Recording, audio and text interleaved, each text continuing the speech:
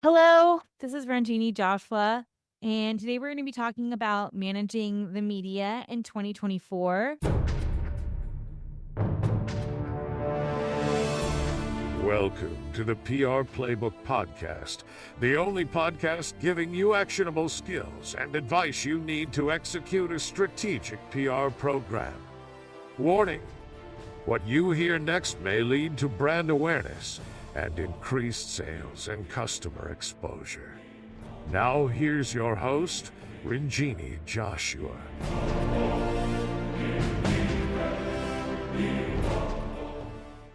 A lot of the webinars I plan are typically because there's some kind of need, a question, or a thought that I come up with because of things that are happening in the media or in PR at the moment. So, this is a pretty informal discussion about managing the media in 2024. And hopefully, you can get some really great tips on how to kind of move forward with your public relations or communications plan, getting into the media. We're going to talk a little bit about the media landscape, some best practices, something where you can kind of walk away and be able to leverage some of this knowledge to get your own media attention. If you have questions, no question is a dumb question. I won't answer those questions. um, no, just please put them in the Q&A so that I can answer those because this will be kind of a fluid conversation. And so I will get to those questions as soon as possible, as soon as I get through my initial kind of background on managing the media in 2024. But I want to make sure that I'm answering any questions you might have about pitching, media relations, press releases, public relations in general. This is really aimed at getting into the media more effectively and being able to position yourself and brand yourself more effectively within that media landscape and how to become a thought leader, how to get speaking opportunities, how to gain commentary opportunities in broadcast media. So we'll cover all of that. The first thing I wanted to start with, which I always am really bad at doing, but my executive assistant reminded me today, is just giving you guys some details on all the really cool stuff that we have going on. We're actually going to be coming out with a scorecard, a PR readiness scorecard for startup. It's actually ready. So I will follow up with this video with the scorecard readiness test so you guys can see that. If you're not already a listener, we have the PR Playbook podcast. I believe it's like 160 episodes of DIY PR advice, interviews with marketing, SEO, social media experts from all over the industry. Even with startups, we talk about everything in PR. So check out the PR Playbook podcast. It's on Apple, Amazon, Spotify, everything. Well, also, we're going to be launching a DIY PR course shortly here. So stay tuned for that. And if you're not already a subscriber to the DIY PR letter on LinkedIn, that is where I will be resharing all of this information so that you can follow and get everything that you might need. And then last but not least, my email, Ronjini at thesilvertelegram.com. It's RONJINI at thesilvertelegram.com. You can DM me on LinkedIn, email me any questions you might have. So I'm accessible and happy to strategize, send you a 30-minute free strategy session for attending this conference. Just so that we can, help iron out any questions you have. Because after 20 years of doing tech PR, the worst thing that could be not having clarity on what PR is and how you can achieve it.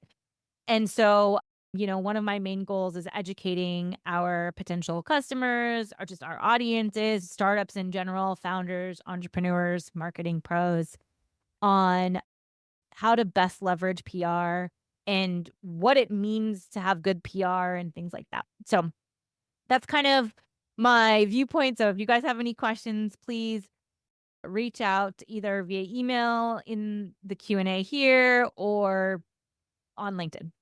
So just getting started, the current media landscape. So the media landscape is very volatile right now. A lot of reasons that you're seeing the types of content is because it's sponsored, which means paid media. So there's a category of paid media and earned media. And I just explained this to someone about 30 minutes ago. But basically, most journalistic media editorial opportunities are earned. That's why they're so hard to get into. And even though it seems like it could be easy, it is very difficult to get the attention of earned media. The biggest challenge there right now is that there is a lot of distrust in the media based on the political climate and just based on years and years of, you know, shady practices. There's some journalists that have more credibility than others. So it's just very important and critical the types of media that you work with.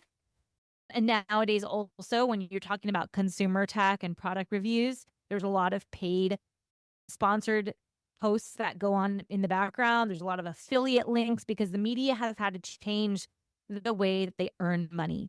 And because of that, there's less trust in the media. That being said, I've spoken to a lot of journalists over the last 6 months who talk about brands becoming their own media and educating their publics. And that's doing it from a non promotional standpoint. That is really the best way to educate, kind of like what I just said of how I want to educate you guys on PR and best practices is putting out quality, credible information without the expectation of getting paid for it, right? And so that builds credibility, value, and trust with your brand just as much as it does with a service provider like myself. Like you really want to be able to disseminate that information, educate people about the challenges and benefits of your industry and your products and your services. And so that's something to keep in mind when you're working with the media and you're working with media that are high profile. Let's say you want to get into Wall Street Journal, TechCrunch, VentureBeat, things like that. You want to make sure that you're adding value because now AI is playing a role into it, right? There is the whole concept of artificial intelligence doing a lot of the background research and writing and stuff like that. However, we all know if you've been in tech for a while that AI needs human oversight, human input, and everybody knows it's AI. Or if they don't yet, they will know what's AI generated and what's not. We've all got robo phone calls, right? Robo spam. You know, after about 10 seconds that it's a robot and then you hang up. So it's that same thing for quality content on the internet. You know, in about 5 seconds, 10 seconds after you start reading, you know it's AI generated. So AI is really great for background research and collecting information, but not good when it comes to putting value to your voice, gaining credibility, and publishing quality content. I was in a webinar about 3 weeks ago and with a lot of journalists who were talking about how they don't use AI, that they hesitate to use AI because of one, tracking purposes. People are tracking. They want to be known for quality content.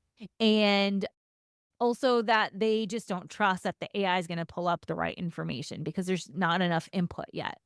However, we are obviously getting more and more sophisticated every day that we add into this, chat GPT and this AI machine. It's getting more and more sophisticated. So just something to think about.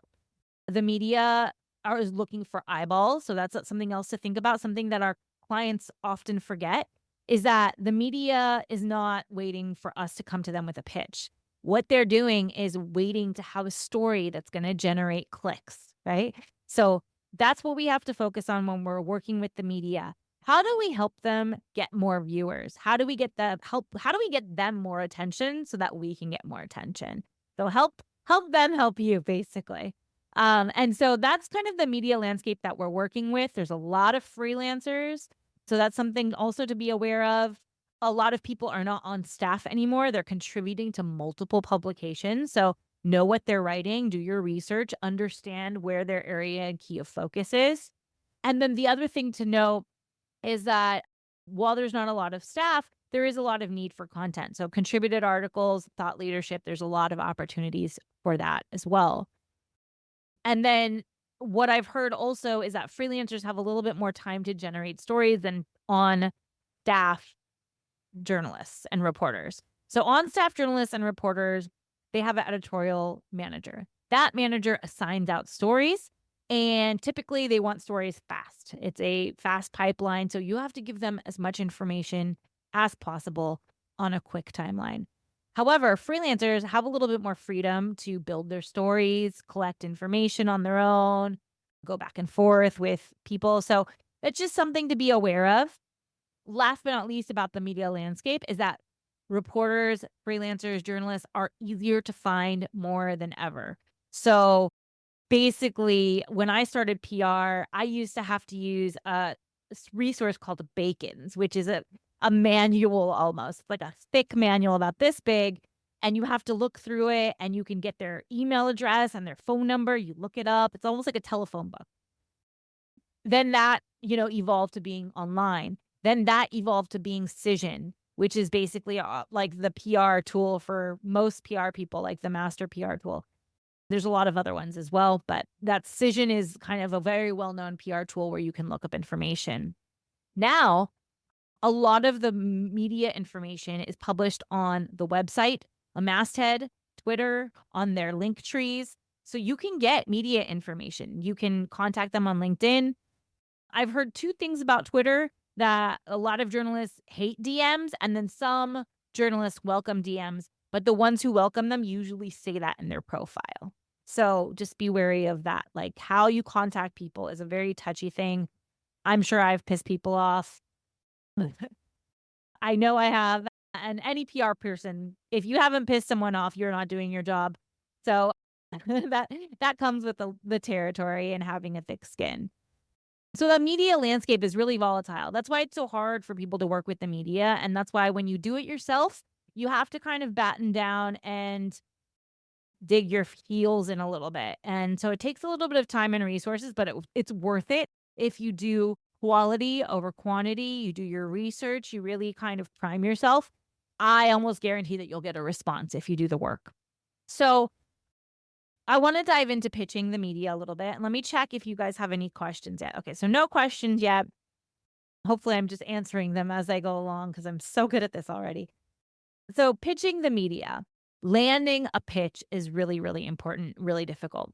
One of the things I tell people is if you're sending an email to someone, let's say you've gotten your pitch angle. We'll talk about this a little bit more in depth, but you've got your pitch angle, you've got their email address, you're ready to send them an email. If you wouldn't open it, they won't probably open it. So send it to yourself first. It's very easy to do, very quick. Send yourself an email and see if you would open it. One of the big mistakes that people make when pitching is that they put their own brand name that nobody knows yet in the headline, the subject line of the email. That's not gonna work because they don't know you. So if they don't know you, you need to put something recognizable in that email subject line, right? It's almost like A/B testing for email marketing on the marketing side, email newsletters and things like that. Really make sure that the subject line, that's almost like the most important thing.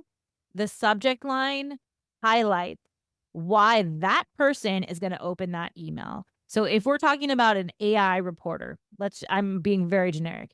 Let's say it's a reporter that's covering AI and you have a new innovation that's more advanced than ChatGPT, more advanced than any other AI that anyone's ever seen before. You have to convey that without using your brand name because your brand name hasn't made a name for itself yet. So something you've never seen before in AI. You can even add their name. Let's say their name is John Smith. Hey, John, this is something you've never seen before in AI. And we've actually played with this before. We worked with a commercial drone company, and the subject line was something you've never seen a drone do before. And so we actually got some amazing coverage from like Vice and Motherboard and VentureBeat and TechCrunch during that launch. It was actually a seed round funding announcement. And then we had a video that went with it. And it was just really that subject line really hit the mark because nobody knew the name of the company, so we didn't use it. Why use it? But we did have something different that no one had ever seen before. It was a precision drone and did some really cool stuff. And so the video actually showed how that precision drone worked and spelled out hello world. It was really cool. And so we garnered a lot of coverage and attention for that particular pitch. So when you're pitching, make sure that you have that subject line that's really going to call attention. Second thing that the reporters complain about the most, I cannot say this enough, and I do say it all the time, is that you're pitching either the wrong person or a reporter that covers a completely different beat. Do your research. Make sure that you're doing your research. It's very, very important in managing your media. And so making sure that you do quality over quantity will help you do your research, a little bit more research. I like to pick 5 to 10 journalists. If you're DIYing this PR activity, I like to pick 5 to 10 journalists to reach out to over the month. Let's say for an entrepreneur or a startup founder, and really focus down on those 5 people and write a personalized email. Keep it short and sweet. The first one should be a short introduction, a reason for them to respond, right? The second email should be some more information and a reason for them to connect with you. Whether it's LinkedIn or whether it's by phone, 15-minute phone call, a coffee, whatever the case may be. The third email is more of the call to action of like, let's write an article, let's do a review, let's meet up at this event. So remember this kind of process of building a relationship. The the quick hits are great, but it's really not realistic and it's not sustainable. And what you want to do is create some sustainable relationships so that you can get that big piece in TechCrunch or Wired or Wall Street Journal. It does take time. PR is a marathon and not a sprint, even though you can sometimes sprint to win. So there is that opportunity to sprint to win, especially when you're launching, announcing a Series A, launching a new product during the holidays. There's all these really cool windows of being able to get a lot of media coverage. CES is another one. But for the most part, if you want to create a plan with longevity, if you're trying to create brand awareness and visibility among your investors, among your key stakeholders, then you want to really plan for 3 to 6 months and then 6 to 12 months. And then I would say I've been doing PR for 20 years. A plan that's older or more stale than 12 months is a stale plan. So you wanna make sure that you're updating or revisiting your plans and your pitches. The news cycles are so short, and there's so much stuff going on in the world that you really need to revisit and rethink your strategies probably every 6 months, so every 2 quarters or so. And I think that every day is a new opportunity to reach the media in a new way, so don't ever feel like you are left behind or late. And it could be that you're late.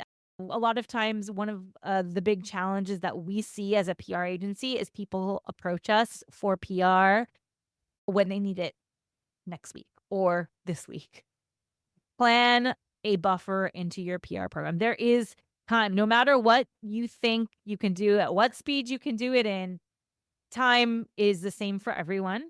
And you need at least a nice buffer of a month before you start an active PR plan.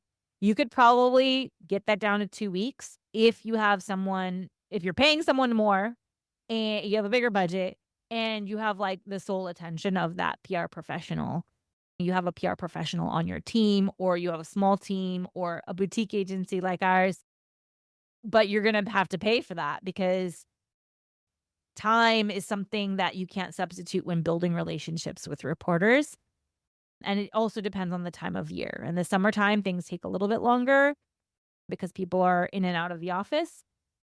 But to be completely honest, since COVID happened, people are in and out of the office all the time, year round almost. The only place that it really poses a real problem is in Europe, where people take like actual month-long vacations. And so sometimes we have some delays in Europe during the summertime because of that. But otherwise, people are taking vacations whenever they want now. So that's not as much of an issue. So that's just something to kind of keep in mind. These are lots of little tips to keep in mind while pitching the media. I hope you guys have your pencils. But yes, absolutely. I think the landscape is fast paced. And to keep up with it, you guys have to really incorporate, I think I mentioned in a previous LinkedIn post, a quality amount of time to allocate for PR is 3 to 4 hours a week, if you can. And if you can't do it, a member of your team should allocate 3 to 4 hours of thinking with a PR hat on and really carving out what you want to do. Another area that you guys should really think about when doing media is thought leadership. It doesn't seem as exciting because thought leadership has to be technology and service agnostic, which means you're coming from an educational standpoint. It's building leadership over time, over a series of articles, but it's easy to do relatively. You have control over the messaging and you can really craft out a niche for yourself. And so many media outlets, especially trade publications, you can dominate your trade publications with thought leadership and contributed content. We have a lot of different blogs and podcasts around contributed content. So I would encourage you to go to the DIY PR letter, PR playbook podcast, and the Silver Telegram blog to take a look at some of the contributed content, best practices, things like that on how to build those pieces, because that is a area that I feel is underutilized for every brand. Also, you wanna make sure that when you are creating that content, you have a really good grasp of keywords for your brand, and that's something that I think people assume that SEO and keyword searches are kind of, I don't know if they think it's a thing of the past, but if you are missing that in your PR content, you are missing the mark. Make sure that you're incorporating keywords into every piece of content, leveraging some kind of SEO tool to really analyze your content, because the biggest thing that you can miss is multi-purposing your PR content, which basically means leveraging it for social, leveraging it for your blog or your website, leveraging it for email marketing, leveraging it for submitting to different media outlets. One thing I want you to keep in mind is if you are submitting content to media outlets, do that first. Send it to the media outlet first, right? Google indexes your content based on where it's seen first. So if you want it to be associated with your website, driving traffic to the website, post it on your blog first. But when you're looking at media contributions, they usually want an exclusive, which basically means that it's original content not posted anywhere else before you post it there. So after it's been posted, you can do whatever you want, repost, link back, and that's okay. But usually they want original content that hasn't been posted somewhere else. So just keep that in mind. That doesn't mean you can't reuse some of the content and repurpose it and reformat it. We do that all the time with the same kind of theme, but a different look and feel. So there's lots of ways to manipulate content to be able to maximize its potential and really use it in lots of different ways. Finding the right story. That's the next area that I really wanted to talk about. Oh, I got a question. So, one of the questions is, what SEO tools would you recommend to utilize to analyze content? Well, if you're using WordPress, they have an SEO. They already have like an SEO, built-in SEO plugins. So I can send you guys a list afterwards, but SEM Rush is really the go-to. There are, hold on, let me think of some other ones. SEM Rush is the one I use a lot. I use some SEO audit reports. I use, what else do we use? Ahrefs to kind of analyze keywords. Those are the ones I use the most. But if you're using WordPress or Squarespace or website whatever website platform that you're using to do website development, usually has some kind of plugin that you can use. So it doesn't, there's nothing that's better than another. They're all pretty similar. So I would tap into one of those. SEM Rush is the one that we use the most. But yes, I hope that answers the question. Mm. All right. So the next thing that I'll get into is finding the right story. So basically, what stories are you going to be championing? And that actually falls into that SEO question as well, is where do you want to rank, right? Like what kind of SEO, or what do you want to pop up when your name comes up? And so One of the things I'm just going to use ourselves as an example. We are startup PR experts, so we do a lot of content that includes the word startup in it and PR, obviously married together. How to hire the right startup PR agency, how to do startup PR, why is startup PR different than regular PR? So we actually write a lot of content around those particular topics because we are trying to rank for startup PR specifically. And we've been doing startup PR. Well, I have been doing startup PR for 20 years. The agency has been around for 12. So we do have a lot of longevity and breadth in that, but we have to kind of create that consistent messaging, repetitiveness in all of our content. It does feel a little dry after a while, but there's ways that you can kind of spice it up by using a thesaurus. So finding the right story is really, really important. What we do in the startup space for finding the right story is basically looking at the biggest challenges and needs of the startup community. I participate in webinars and just kind of listen to some of the challenges that startups talk about. Obviously, investor relations is one of them, especially right now in today's media environment and like just political climate.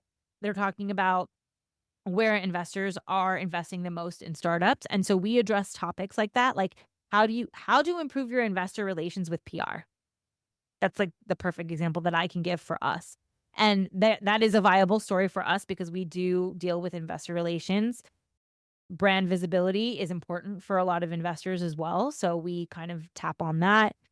We have a resource coming out about how to manage investor expectations with PR and what PR does for investor relations. So I'm again using our agency and PR as a topic, but this you could do the same thing in your industry. What are the challenges that you're solving? What are your investors looking for? Why did they invest in the first place? And then be answering those questions with the content you create. So that's kind of how you find the right story. If you're having a problem landing that story with the media, that's a different challenge, right? What is the media covering? So you have to merge what your key stakeholders are looking for with what the media is already tapped into as far as topics that are important. However, typically, one of the hacks I like to do is I talk to the sales team of our client and ask them, "Hey, what has created the most sales over the last month? What has generated the most leads or sales calls in the last month?" And usually those topics are excellent for both the media and your key stakeholders and for content development for your website and social media and will resonate the most. So, sales teams actually have a great insight on what PR is going to work. And I feel like there's such a disconnect between sales and PR and marketing and social media. I've been championing integrated communications for the last 3 or 4 years, really trying to align those different teams. I try to get on sales calls as much as possible to kind of hear what's going on there because that is the best way to get the right story. Another way to get a right story is the human perspective, the human angle, which some people don't want to tap into because they don't feel comfortable. And that's okay. But there is that human perspective, the human element that a lot of people are using in media these days that may help. Some of it has to do with hobbies. We got press for one of our CEOs based on the fact that he was a cyclist, but he's does a consumer product. So it was one of the stories was in, I think, Cycle World, or I forget the exact cycle trade publications, but it was about managing their like balancing their life with cycling and starting a CPG company and how you can do both and what does that mean and what does balance mean for an executive and that kind of stuff. So there are human interest pieces that can help get some more visibility of your executives. There's human interest pieces in how companies were developed. There is a company called Midday Squares. They post a lot on LinkedIn. I follow them. They're a Canadian company. They've been sharing their journey every step of the way on LinkedIn, the personal journey, a business journey, how they got into Costco, mental health. They've been covering all these different areas and each of the founders are kind of championing a different zone, and they've gotten a lot of attention that way. And so I think they've been doing a really good job from a B2B standpoint in sharing their story. And now they're in a position where that CPG angle is going to really fly even further because they've shared so much about their personal story. So finding the right story can come in a lot of different ways. And this is what takes the most time for PR people is trial and error. So if you feel like your PR person has been pitching for a long time and they haven't gotten traction, what is a long time? First of all, a long time could be, to me, it's about 2 weeks, but it could be 1 week to somebody and it could be a month. I think thematic pitching for a month is worth its salt. So pitching a topic for about a month and finding out where it lands, but also making changes along the way. Picking for a month, I think, is a good cadence. But if something isn't landing within 2 weeks, you hear crickets, you don't hear anything back, change the perspective a little bit, change the lens, add a little bit more value. Data is always like a champion of PR. Every journalist loves data. If you have data in any degree, find out how you can leverage the data that you own because that is going to get you a story. I guarantee it. What other things can I say before we dive into best practices? I don't know. If you have any questions, let me know. But best practices. So I want to kind of cover some PR best practices on pitching. Number one, research, research, research, not just the journalist that you're pitching, but the outlet. The way I typically create my outlet list is knowing where my key stakeholders are reading their news. I used to have a client that always wanted to get into Business Insider. For whatever reason, it was on his bucket list. However, his audience wasn't reading Business Insider. He was reading Business Insider, but his audience wasn't there.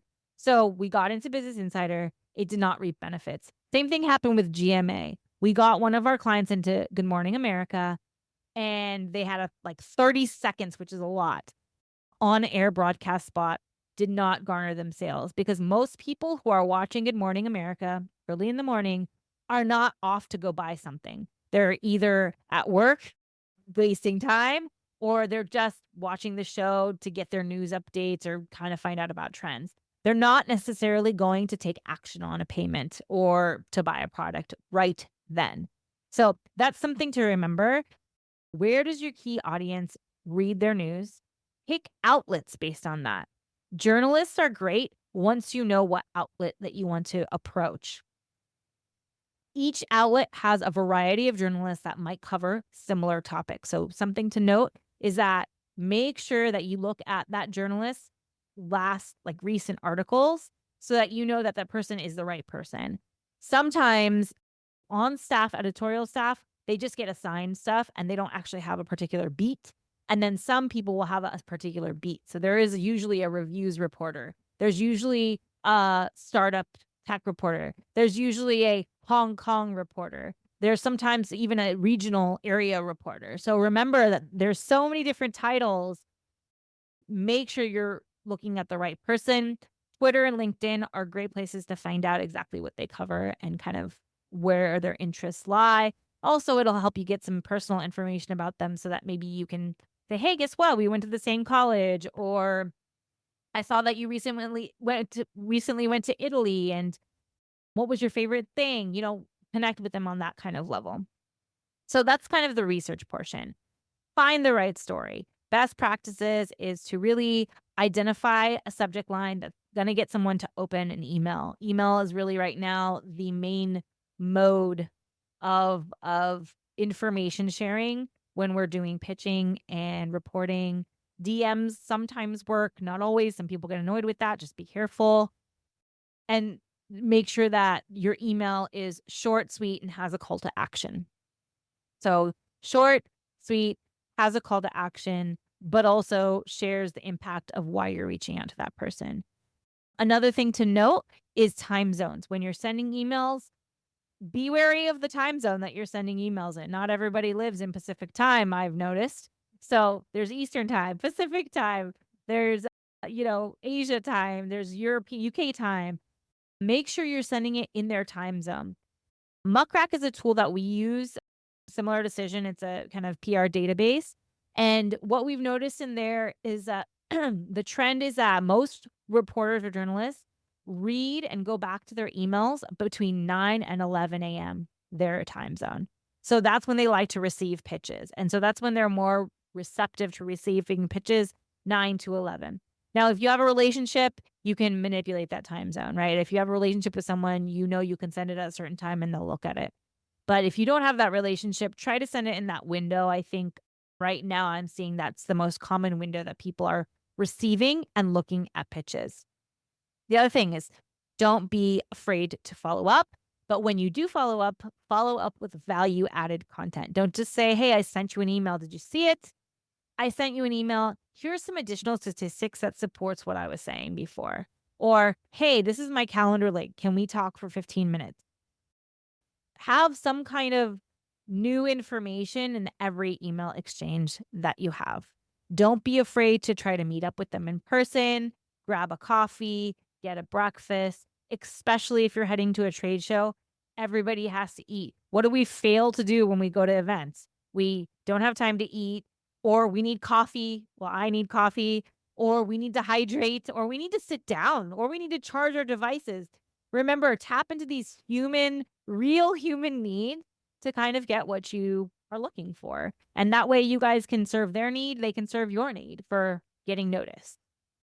Following up is key and an integral part, not only just following up to emails, but also following up once you've had a conversation.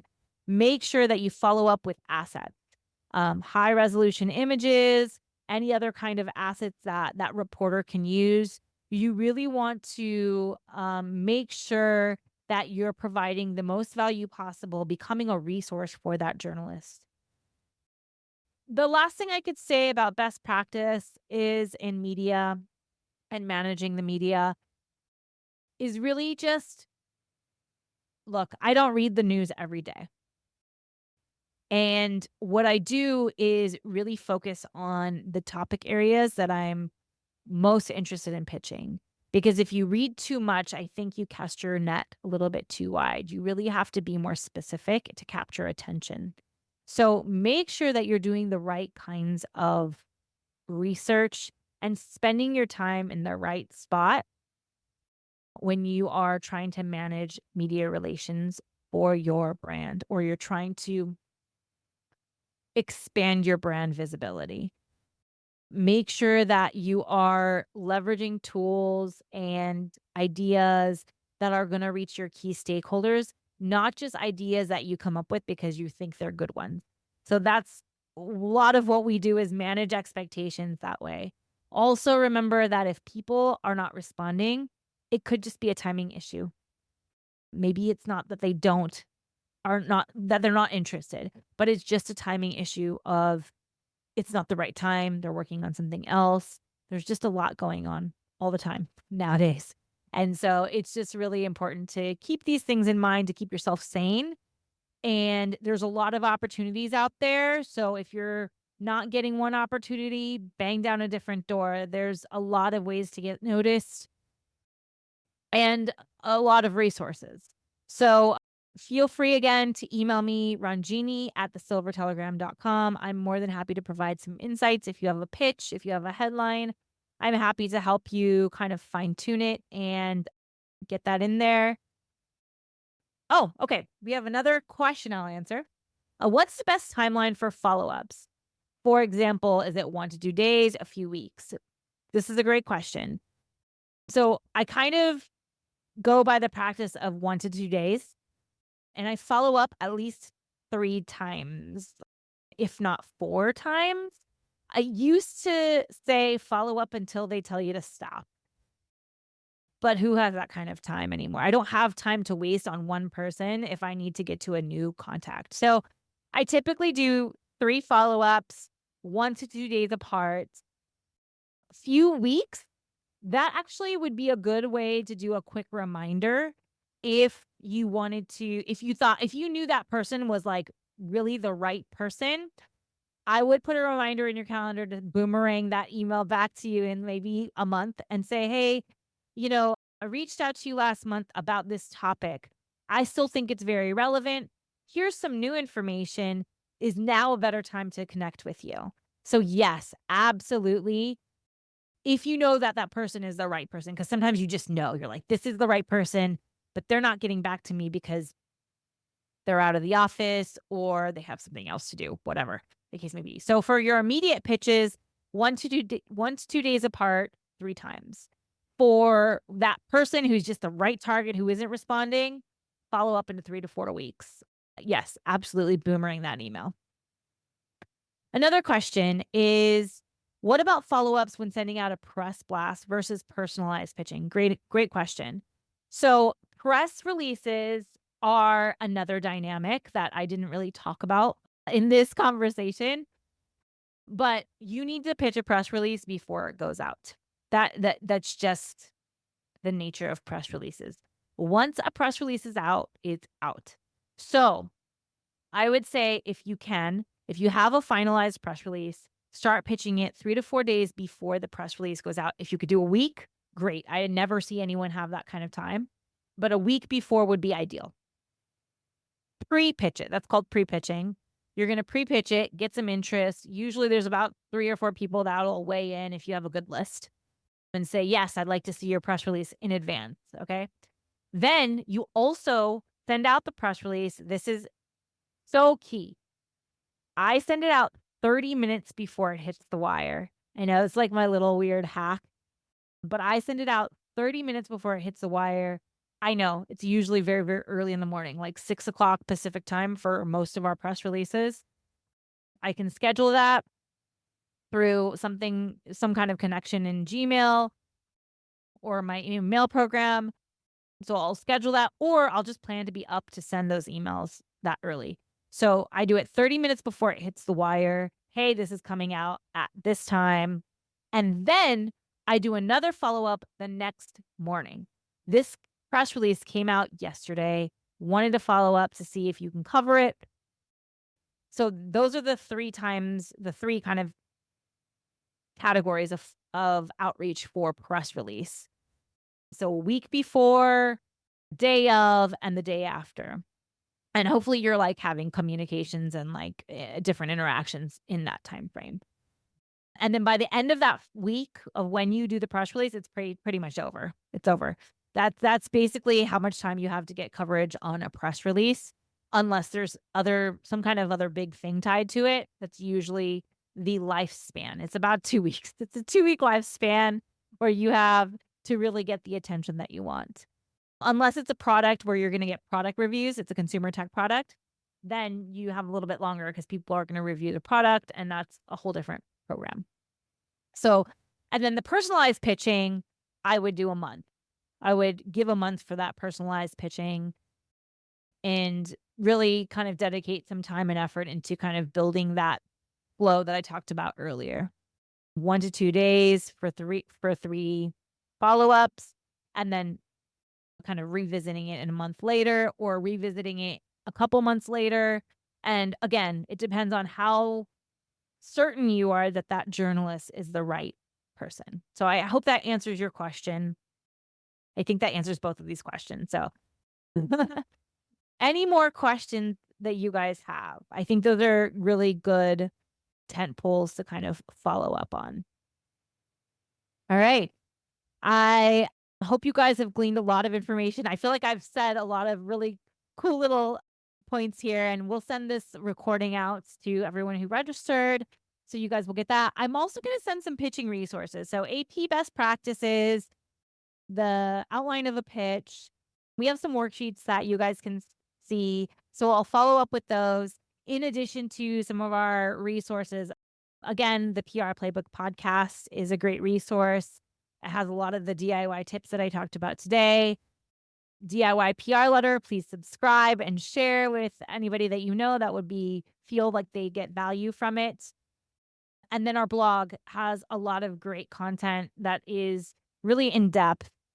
And then, of course, reach out to me if you guys have any questions.